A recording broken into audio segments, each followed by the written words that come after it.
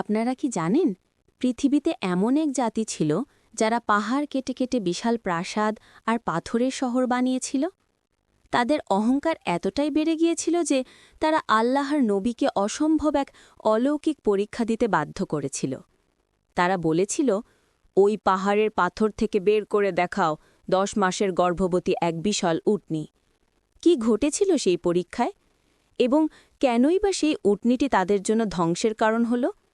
আজকের গল্প আপনাকে নিয়ে যাবে সেই রহস্যময় ধ্বংসপ্রাপ্ত নগরী মাদাইন সালিহতে। খোকা খুকুরা, আসসালামু আলাইকুম। আশা করি সবাই আল্লাহর রহমতে ভালো আছো।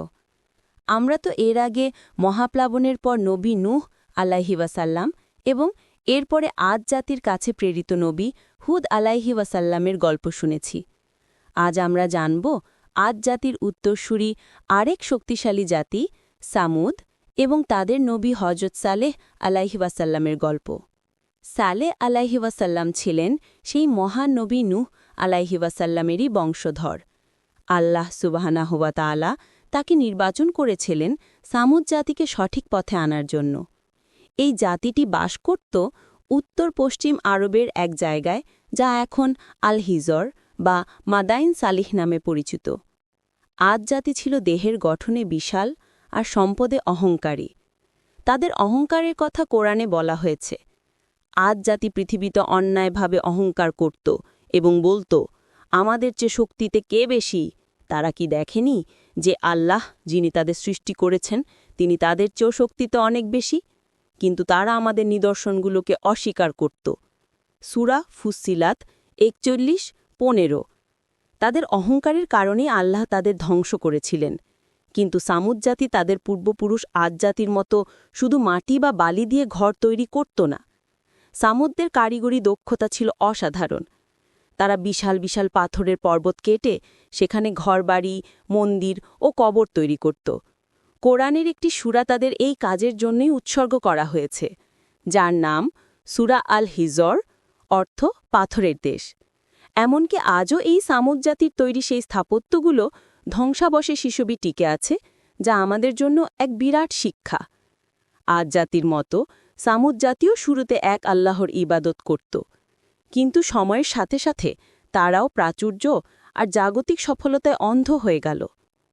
তারা ভাবল তাদের এই সফলতা তাদের নিজেদের শক্তি আর বুদ্ধির ফলে তারা প্রাসাদ, মূর্তি আর উপাসনার জন্য বড় বড় স্থাপনা তৈরি করল।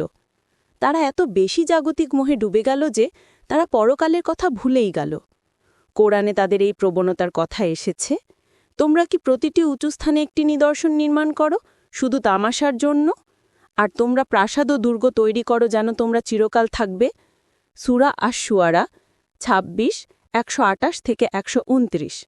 তাদের সমাজে লোভ, অহংকার এবং গরিবের প্রতি নিষ্ঠুরতা বেড়ে গেল। এই সামুদ জাতির মধ্যেই জন্ম নিলেন হজরত সালি আলাইহি ওয়াসাল্লাম। তিনি ছিলেন অত্যন্ত সৎ, জ্ঞানী ও বিচক্ষণ। সমাজের সবাই তার সততা ও গুণের জন্য তাকে শ্রদ্ধা করত। তারা তো তাকে তাদের নেতা হিসেবেও নির্বাচন করার প্রস্তুতি নিচ্ছিল। ঠিক এই সময়ই আল্লাহ তাআলা তার ওপর নবুয়ত বা ঐশী বার্তা নাজিল করলেন। নবুয়ত লাভের পর সালি আলাইহি ওয়াসাল্লাম তখন তার জাতিকে তাওহীদ বা আল্লাহর একত্বের দিকে ডাকতে শুরু করলেন। তিনি বললেন, হে আমার সম্প্রদায়, তোমরা আল্লাহর ইবাদাত করো। তিনি ছাড়া তোমাদের আর কোনো ইলাহ নেই। তিনি তোমাদেরকে মাটি থেকে সৃষ্টি করেছেন এবং তোমাদেরকে এই জমিনে বসতি দিয়েছেন। সুতরাং তোমরা তার কাছে ক্ষমা চাও এবং তার দিকেই ফিরে আসো। নিশ্চয়ই আমার রব নিকটবর্তী, তিনি প্রার্থনায় সাড়া দেন। সূরা হুদ 61 আয়াত। এই কথা শুনে সামুদ জাতি হতাশ হয়ে গেল। তারা সালি আলাইহি ওয়াসাল্লামকে সম্মান করত, কিন্তু তার এই নতুন বার্তা তাদের ভালো লাগল না। তারা বলল, হে সালিহ, এর আগে তো তুমি আমাদের মধ্যে আশার মানুষ ছিলে। এখন কি তুমি আমাদেরকে সেগুলোর ইবাদত করতে নিষেধ করছ, যার ইবাদত আমাদের পূর্বপুরুষরা করত? আর তুমি যেদিকে আমাদের ডাকছ সে বিষয়ে আমাদের মনে সন্দেহ ও অস্থিরতা আছে। সূরা হুদ 62 আয়াত। নবী মুহাম্মদ সাল্লাল্লাহু আলাইহি ওয়াসাল্লামের জীবনেও আমরা একই চিত্র দেখি। তিনি নবুয়ত পাবার আগে সবার কাছে আল আমিন বা বিশ্বস্ত হিসেবে পরিচিত ছিলেন। কিন্তু যখন তিনি সত্যের বার্তা নিয়ে আসলেন, তখন শত্রুরা তাকে মিথ্যাবাদী বলতে শুরু করল। সালি আলাইহি ওয়াসাল্লামের ক্ষেত্রেও তাই হল। তাকে নেতা বানানোর প্রস্তুতি নেবা জাতিটি তার বার্তা শুনে তাকে প্রত্যাখ্যান করল। তবে সবাই কিন্তু মুখ ফিরিয়ে নেয়নি। সমাজের যারা সাধারণ ও বিনয়ী ছিলেন, তাদের হৃদয়ে নূহ আলাইহি ওয়াসাল্লামের বার্তা স্পর্শ করল। তারা তার অনুসারী হলেন। আর যারা ছিলেন ধনী ও ক্ষমতাবান, তাদের ঐশ্বর্য ও অহংকারী সত্যগ্রহণে বাধা হয়ে দাঁড়াল। তারা সালি আলাইহি ওয়াসাল্লামকে পাগল বা জাদুকর বলে উড়িয়ে দিতে চাইল। নূহ আলাইহি ওয়াসাল্লাম ক্রমাগত তাদের কাছে আল্লাহর দিকে দাওয়াত দিতে থাকলেন। এতে অন্যান্যরা চিন্তিত হল। তারা ভয় পেল যে এভাবে প্রচার চলতে থাকলে সালি আলাইহি ওয়াসাল্লামের অনুসারীর সংখ্যা বেড়ে যাবে। তাই তাকে থামানোর জন্য তারা এক কৌশল নিল। তারা বলল, ঠিক আছে, আমরা তোমার পূর্বপুরুষদের উপাস্যকেই পূজা করব। তবে তুমি যদি আমাদের একটি অলৌকিক নিদর্শন বা মোজেজা দেখাতে পারো, তবে আমরা বিশ্বাস করব যে তুমি সত্যিই আল্লাহর রসুল। আসলে তারা ভেবেছিল এমন অসম্ভব কিছু চাইবে যা সালি আলাইহি ওয়াসাল্লাম কখনোই পূরণ করতে পারবেন না। তারা সালি আলাইহি ওয়াসাল্লামকে বসিয়ে একটি বিশাল পাথরের দিকে ইশারা করল। তারা বলল, ওই বিশাল পাথরটিকে 2 ভাগ করে দাও, আর তার ভেতর থেকে একটি বিশাল উস্কো খুস্কো সুন্দর উটিনি বের করে আনো। শুধু তাই নয়, উটিনিটিকে হতে হবে 10 মাসের গর্ভবতী, আর তার দুধে যেন পুরো শহরের মানুষের প্রয়োজন মেটে। তারা হেসে উঠল, কারণ তারা নিশ্চিত ছিল যে এটা অসম্ভব। কিন্তু সালেহ আলাইহিসসাল্লাম তার জাতির জন্য শেষ পর্যন্ত লড়ে যেতে চাইলেন। তিনি গভীর মনোযোগে আল্লাহর কাছে প্রার্থনা করলেন যেন এই অলৌকিক দাবিটি পূরণ হয়, এবং আল্লাহ তার প্রার্থনা কবুল করলেন। সালেহ আলাইহিসসাল্লাম তার লোকদের জড়ো করলেন।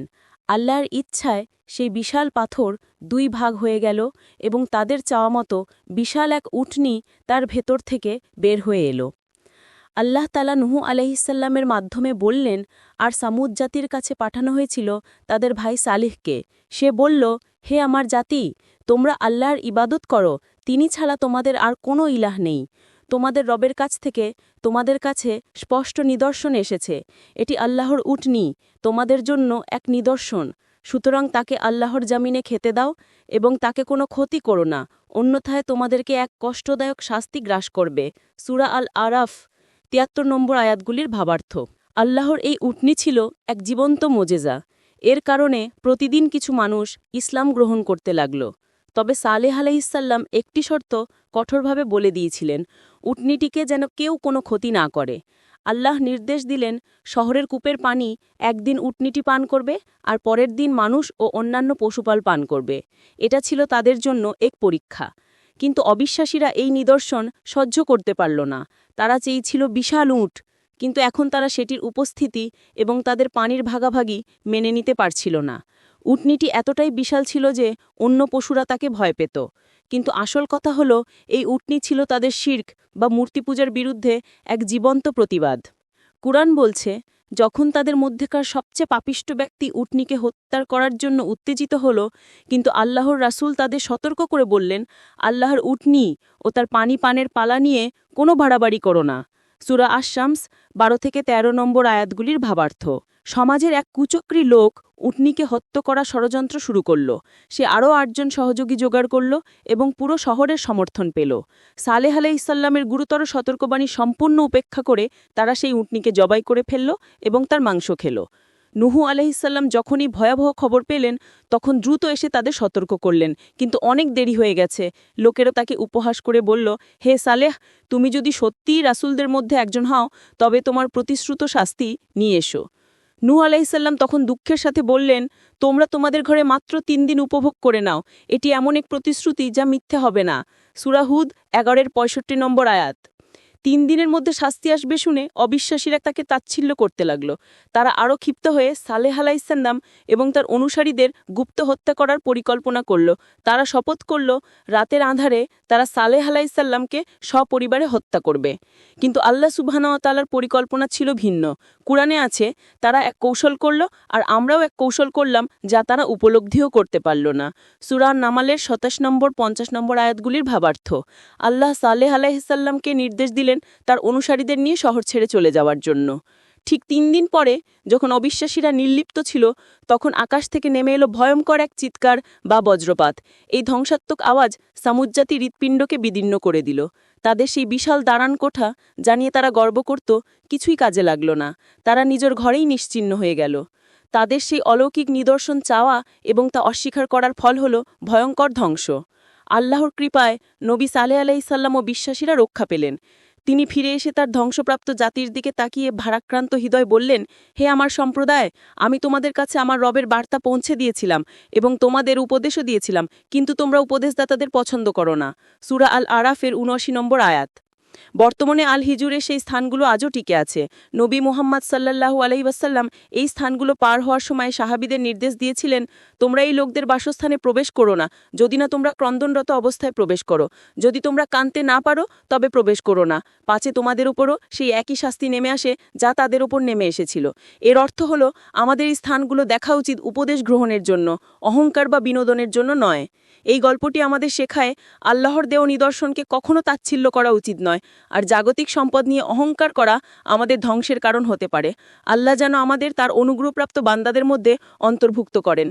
যদি আজকের গল্পটি তোমাদের ভালো লেগে থাকে তাহলে অবশ্যই ভিডিওটিতে একটি লাইক দিও, বন্ধুদের সাথে শেয়ার করো, আর আমাদের চ্যানেলটি সাবস্ক্রাইব করে পাশে থাকা বেল আইকনটি টিপে দিও, যাতে পরের গল্পটি সবার আগে তোমরা দেখতে পাও। গল্পটি কেমন লাগলো তা নিচে কমেন্ট করে জানাতে ভুলো না যেন। সবাই ভালো থেকো, সুস্থ থেকো। দেখা হবে পরের নতুন কোনো ইসলামিক গল্পে। আল্লাহ হাফেজ।